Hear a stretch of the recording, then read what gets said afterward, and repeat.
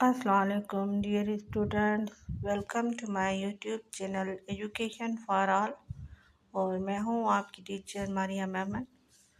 और आज हम इंटर क्लास बायोलॉजी से एक और टॉपिक डिस्कस करेंगे। तो आइए देखते हैं हमारा आज का टॉपिक क्या है। तो डियर स्टूडेंट्स, मेरी पिछली वीडियो में मैंने आपको होम्योस्टेसिस का इंट्रोडक्शन बताया था कि होम्योस्टेसिस क्या है। तो थोड़ा रिपीट करते हैं। तो डियर स्टूडेंट्स, होम्योस्टेसिस वो प्रोसेस है जिससे ऑर्गेनिज्म अपने इंटरनल कंडीशंस को मेंटेन रखते हैं। और जिस साइंटिस्ट ने हमें सबसे पहले होम्योस्टेसिस के बारे में बताया था उसका नाम था Walter B Cannon. So the scientist Walter B. Cannon first of all told us about the homeostasis, और उसने हमें ये भी बताया था कि it is a self regulating process, means ये खुद ब खुद ही प्रोसेस में आता है। और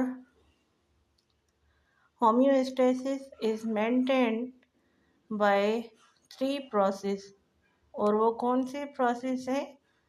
These are osmoregulation, excretion and thermoregulation. So these 3 process helps in maintaining the homeostasis. तो ये था हमारा प्रीवियस लेक्चर। और अब हम आगे चलते हैं और एलिमेंट्स ऑफ होम्योस्टेसिस को डिस्कस करते हैं। तो डियर स्टूडेंट्स, एलिमेंट्स या होम्योस्टेसिस वो कौन से आंसर हैं जिन पे होम्योस्टेसिस मुनसर करता है। तो dear students, these are the feedback system and associated integrated components.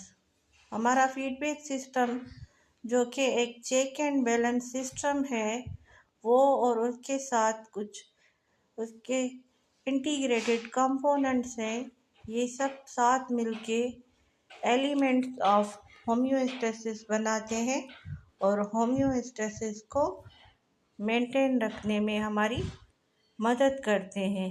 तो what are the components? These are receptors, control centre and effectors. ये फीडबैक सिस्टम के साथ काम करते हैं और होम्योस्टेसिस को बरकरार रखते हैं। तो आइए देखते हैं what are receptors. Receptors are the sensory organs that are neurologically connected with the nervous system and detect any external or internal environmental changes and send messages to the central nervous system or CNS, where CNS stands for the central nervous system। तो dear students, हमारे जो sensory organs होते हैं उन पे sensory receptors होते हैं जो कि किसी भी चेंज, चाहे वो इंटरनल हो या एक्सटर्नल हो, उनको डिटेक्ट करके वो मैसेजेस थ्रू सेंसरी न्यूरॉन्स लेके जाते हैं कहाँ पे? To the central nervous system. Then central nervous system क्या करता है? Central nervous system acts as a control center and respond by the concerned effector organs। Central nervous system control करता है और रेस्पॉन्ड देता है, और मीन्स ऑर्डर देता है किसको? टू द इफेक्टर्स को, to bring back the normal state of the body. Central nervous system process करके इफेक्टर्स को थ्रू मोटर न्यूरॉन्स ऑर्डर देता है कि जो भी चेंज हुई है आप उनको नॉर्मलाइज करो और अपनी प्रीवियस कंडीशन में वापस लेके आओ। तो इस वजह से ये सिस्टम मिलके काम करता है। तो ये है एलिमेंट्स ऑफ होम्योस्टेसिस, जो कि फीडबैक सिस्टम या चेक एंड बैलेंस सिस्टम और उसके साथ इंटीग्रेटेड कंपोनेंट्स को हमने डिस्कस किया। और अब फीडबैक सिस्टम को हम डिटेल से डिस्कस करते हैं। तो आइए आगे चलते हैं फीडबैक सिस्टम पे। तो dear students, what is feedback system?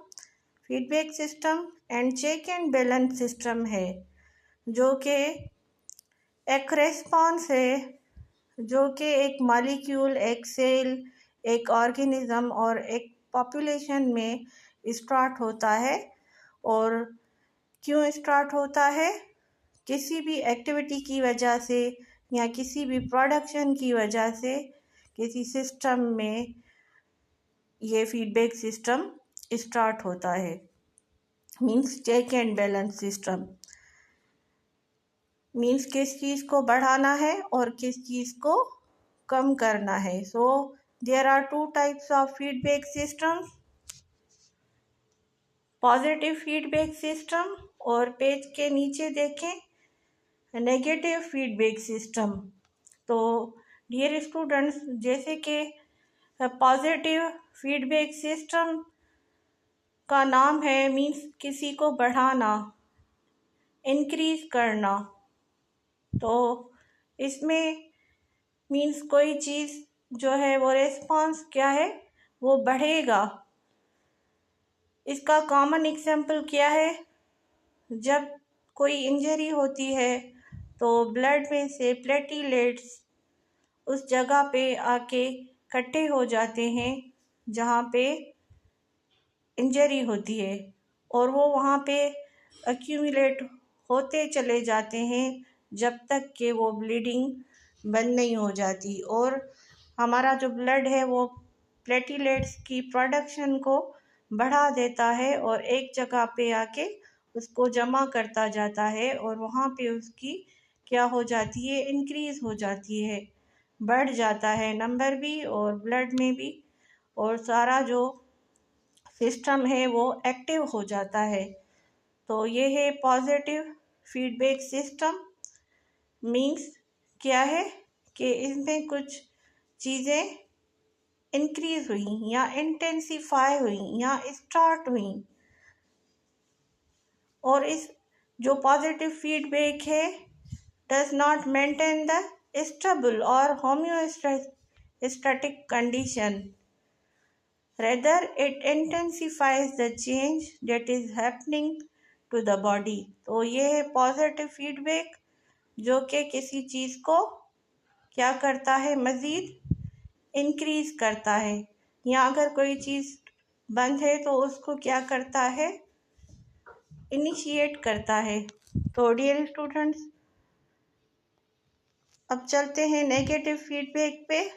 तो नेगेटिव फीडबैक इसके अपोजिट है, और ये suppress the normal physiological activities to bring body back to the normal state. ये क्या करता है, अपनी बॉडी को नॉर्मल स्टेट, जो पहले जैसी स्टेट होती है, कंडीशन होती है, वहाँ पे वापस लेके आता है। Means negative feedback mechanism maintains the homeostasis. इसका मिसाल है, जब सर्दी होती है तो जो टेम्परेचर होता है वो below the set point, means के गिर जाता है, नॉर्मल बॉडी टेम्परेचर से कम हो जाता है। तो हमारी बॉडी उसको नॉर्मल करने के लिए क्या करती है, कुछ इंटरनल फिजियोलॉजिकल चेंजेस आ जाती हैं, जिनसे हीट अगेन अपने नॉर्मल रेंज तक पहुंच जाती है। और वो कौन सी चेंजेस हैं? शिवरिंग स्टार्ट हो जाती है, और उस शिवरिंग के नतीजे में क्या होती है, हीट प्रोडक्शन, थर्मोजेनेसिस, जिससे जो बॉडी टेम्परेचर होता है वो अगेन मेंटेन हो जाता है।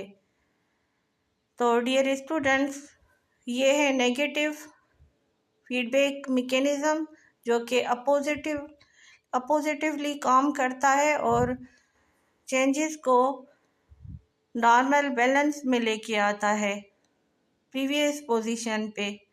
और ये negative feedback mechanism maintains the homeostasis. तो डियर स्टूडेंट्स, इसके साथ ही मेरा आज का लेक्चर पूरा हुआ। Hope you understand. If you have any question you can ask in the comment section.